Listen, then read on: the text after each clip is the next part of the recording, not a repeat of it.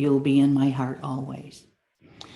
The Bible said that when Jesus was born, of course, I think Mary really knew that he would be someone special. And the Bible says she kept all these things in her heart. And as he entered his ministry, more and more was revealed of how special he truly was. But she kept that in her heart. And of course, she encouraged him. One of my favorite stories is his first miracle, changing water into wine. And she said, well, aren't you going to do something? He says, Mother, it's not my time yet. She instructs all of the servants that are sitting around Jesus to do as he said. So she just didn't let him off the hook, you know. She knew he was somebody special. It's my pleasure to introduce our speaker this morning, and I can't think of anyone better that I would have speak today. Reverend Kathleen Hellenberg is one of our congregants. She and her husband Gregory have been members here for a long time. Reverend Kathleen is an ordained minister of the Beloved Community. She was ordained by James Twyman. How long have you been a minister? Can you remember? I'll let you know later. I'll look at my minister's card.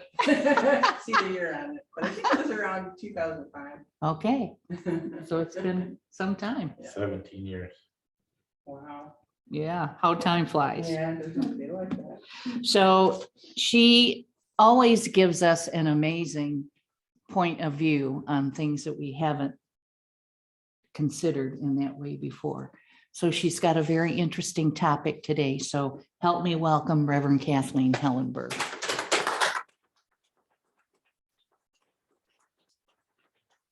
Thank you, Reverend Carol. When my son Adam was very young, I'd give him a great big long hug. He'd wait till I was done and then he'd say, tighter, mommy, tighter. So I'd give him another hug, a little bit tighter. And again, he would wait until the very end and then he'd say, tighter, mommy, tighter. And this would go on until I thought, if I hug him any tighter, he'll end up with broken bones. So I'd hug him as tight as I dared. And then he was finally satisfied. It is my guess that the quality that comes to mind for most folks related to mothering is nurturing. And there is little in life that is more nurturing than a great hug. Madeline L'Engle wrote about a great hug in her book, A Wrinkle in Time. Quote, the black thing burns unless it is counteracted properly. The three beasts stood around Meg, and it seemed they were feeling into her with their softly waving tentacles. The movement of the tentacles was as rhythmic and flowing as the dance of an undersea plant. And lying there, cradled in the four strange arms, Meg, despite herself, felt a sense of security that was deeper than anything she had known since the days when she lay in her mother's arms in the old rocking chair and was sung to sleep. With her father's help, she had been able to resist it. Now she could hold out no longer. She leaned her head against the beast's chest and realized that the gray body was covered with the softest, most delicate fur imaginable, and the fur had the same beautiful odor as the air. As the tall figure cradled her, she could feel the frigid stiffness of her body relaxing against it. This bliss could not come from a thing like it. It could only give pain, never relieve it. The beasts must be good. They had to be good. She sighed deeply, like a very small child, and suddenly she was asleep. End quote.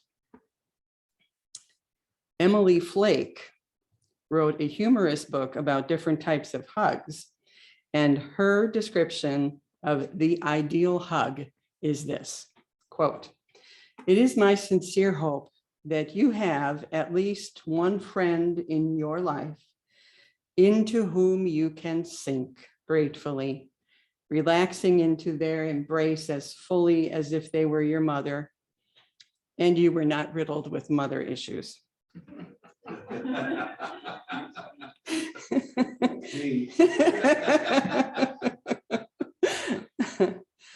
When I was a child, she continues, I used to read the ant beast sequence in A Wrinkle in Time to myself over and over. Meg's experience of a healing, boundlessly empathetic embrace filled me with exactly the sense of comfort and peace that a truly loving embrace can provide.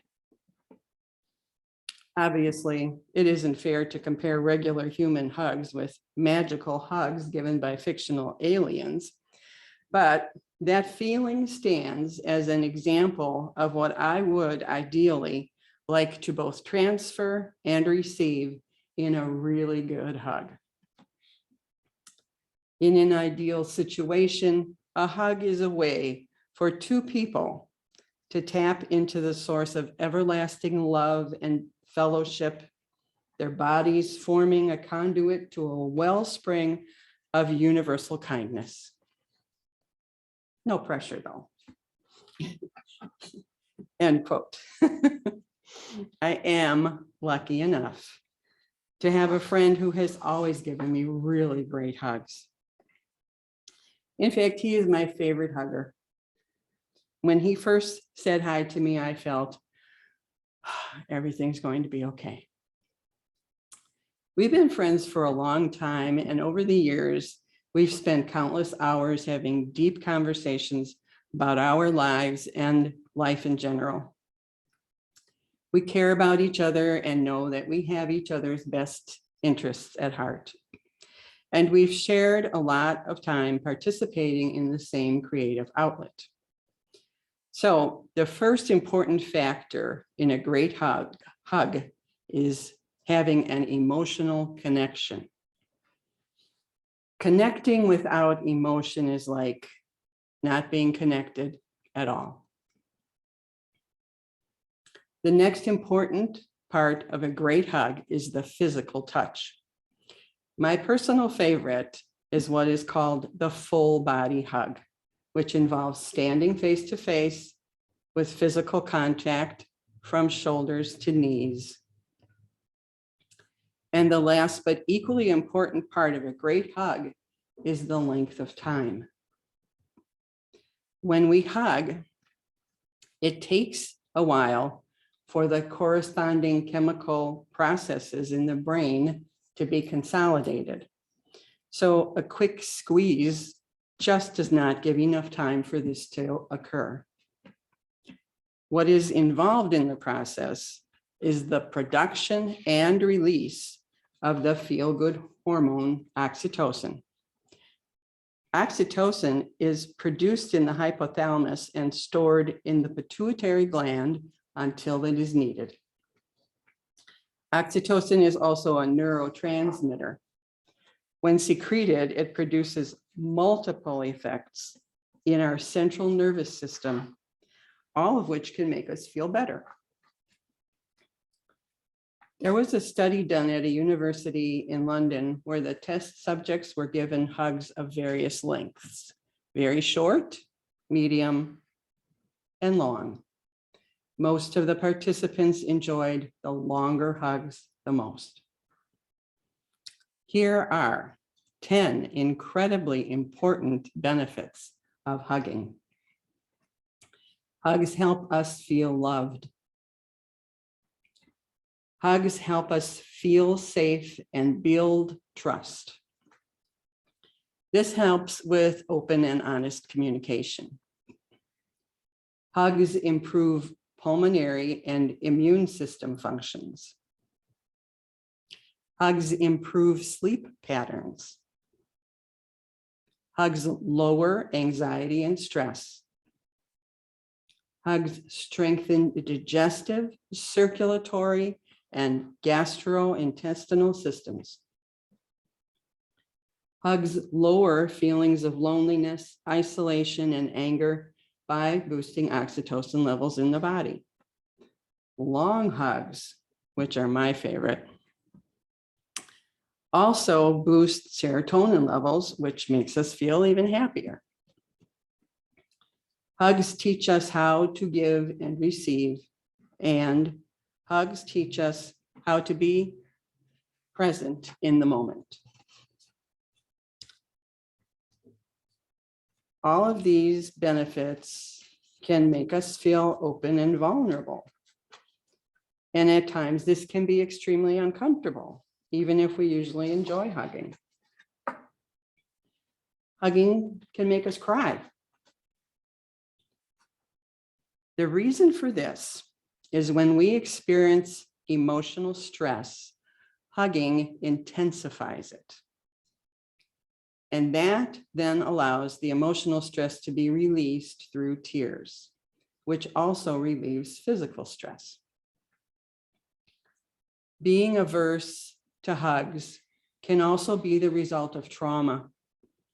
Psychologist Aileen Zoldbrod says that when trauma is stored in implicit memory in the body, people don't like to be hugged or touched.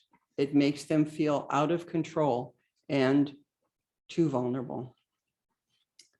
This is why the announcement has been made at the Sunday service here for several years now, that we are a hugging church. And if you do not wish to be hugged, please indicate that if someone approaches you. Shortly after my husband passed away, I went to my regular appointment with Czech practitioner and holistic healer, Aaron Wallace. Usually he says hello and starts asking me lots of questions. And once in a while stands next to me, puts an arm around me and gives me a quick squeeze. But this time he said nothing, faced me, put both arms around me, and we just stood in a totally silent embrace. After a while, the tears started to flow. We continued to have our arms around each other for a good length of time after the tears had stopped. At that point, this was, I think, the longest hug I'd ever received. And after neither of us made a move to end it, I started getting thoughts that interfered with my staying in the moment. I wavered in and out of being comfortable until I felt too uncomfortable to continue, and I let go. As soon as Aaron turned to walk to where we'd have our session, I realized I had needed to push through my discomfort because I needed more time in that embrace, and I regretted having let go. I kept wishing I could have had closure until recently when another opportunity presented itself. I was putting books away in the children's area at the library, and a lady was accompanying a young adult male with Down syndrome. They were making their way up and down the aisles, moving closer to where I was. He was a ways ahead of her, and he turned into my aisle while she was still in the previous one. And I turned my cart sideways and I stood sideways next to it so that he could get through. And I was looking down as he made his way past me when he turned, put his arms around me, draped himself across my torso, laid his head on my left shoulder, enveloping me in a full body hug. Wow. I had never seen him before, so I was quite surprised. And I put my arms around him. The lady from the previous aisle said to him, "Oh, do you think some of the books you want are down this aisle?" And then she came around into our aisle and was also surprised to see us in a hug. And she said to him, "You can't go around stealing hugs from people. You have to ask, can I have a hug?" Remember we talked about this? And I said to him, oh, it's not stealing, it's giving, right? He did not respond at all. Several times I let go, dropped my arms, but he never moved a muscle. And the lady said, that's the problem. Once it starts, there's no stopping it. So after some more time, she told him, you have to let her go now. She has to get back to work. He was as relaxed and peaceful as could be, but did not respond or let go. And then I remembered that I wished I had stayed in that embrace with Aaron, and realizing this could give me closure, I silently said, thank you, Spirit, and more fully relaxed into the hug. And after still quite some time, he finally let go. I was aware of him turning his face to my right, and I thought he was going to leave the aisle in that direction, when on top of the mask I had on, he kissed my right cheek, then my left, and without our having made eye contact or speaking at all, he continued down the aisle.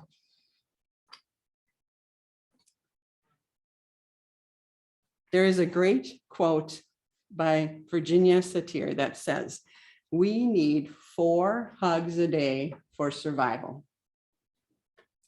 We need 8 hugs a day for maintenance. And we need 12 hugs a day for growth. How often do any of us have 12 hugs a day? Most days we're lucky if we have 1 or 2. What can we do for ourselves if we're uncomfortable sharing hugs? Or if we do not have the opportunity to share even 1 hug with someone every day? Luckily, there are several options that will give us the same benefits of a really great hug that don't require another person's participation. We can hug a tree, we can hug a pillow, or even a stuffed animal.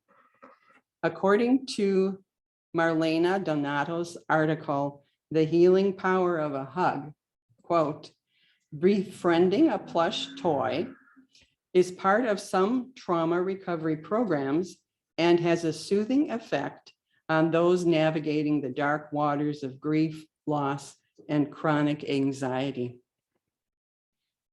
Snuggling up under a warm weighted blanket is also akin to a hug and has benefits much like the real thing, end quote.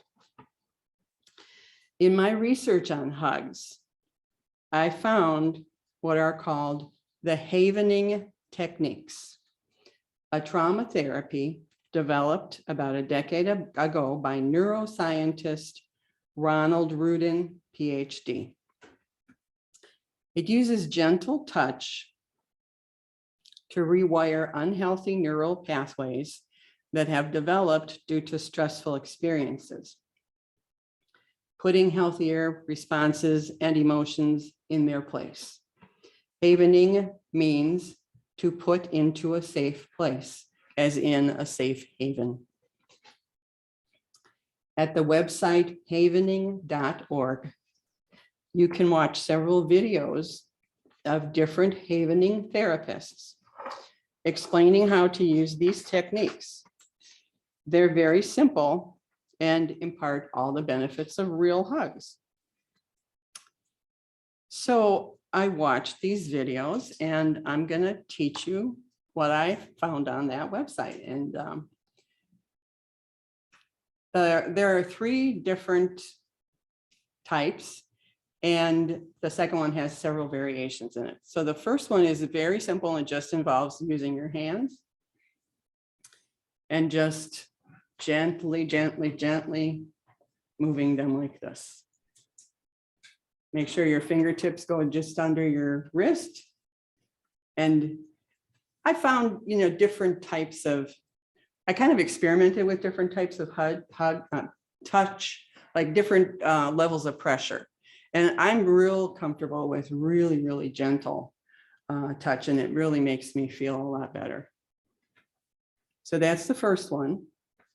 And the second one, if you have glasses and you want to try this, you might want to take your glasses off. to put your fingers at your third eye and then just gently move them down your face, down your cheeks.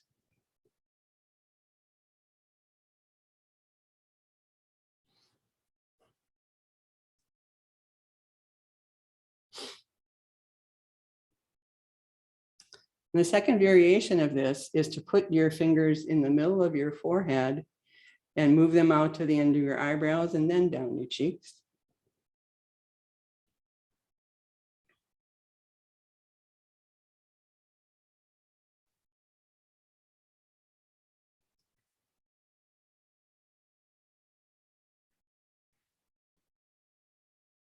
And the third variation is to put your fingers closer up towards your hairline and then just go along your hairline down your cheeks also.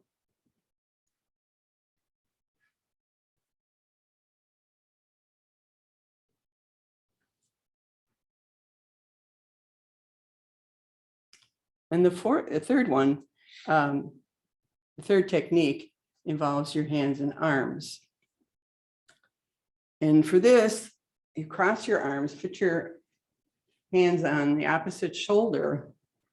And I experimented, and sometimes I, really tried to push down, but I found that what was really the most soothing was to just let my arms go down and let my hands slide down my arms to my elbows, and then to start up again at the shoulders.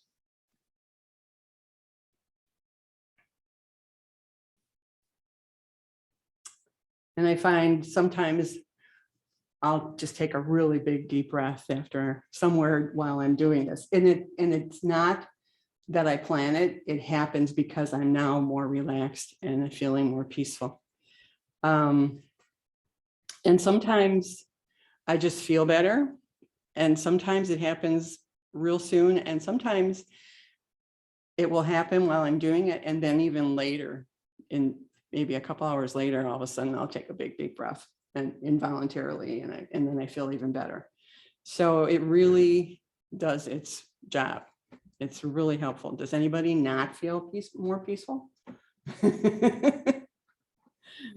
So I feel certain that if every one of us in the world had all the hugs we need each day, we'd all feel more peaceful, more loved and loving, and much happier. There's a short prayer I want to close with by Elizabeth Jones from her astrology sign affirmations, and this is the one for the sign of Cancer. I open to my deep bonds with life. I connect deeply with Mother God and welcome her nurturing and healing love deep into my being. I claim my spiritual heritage. I am always home when I connect within. Happy Mother's Day.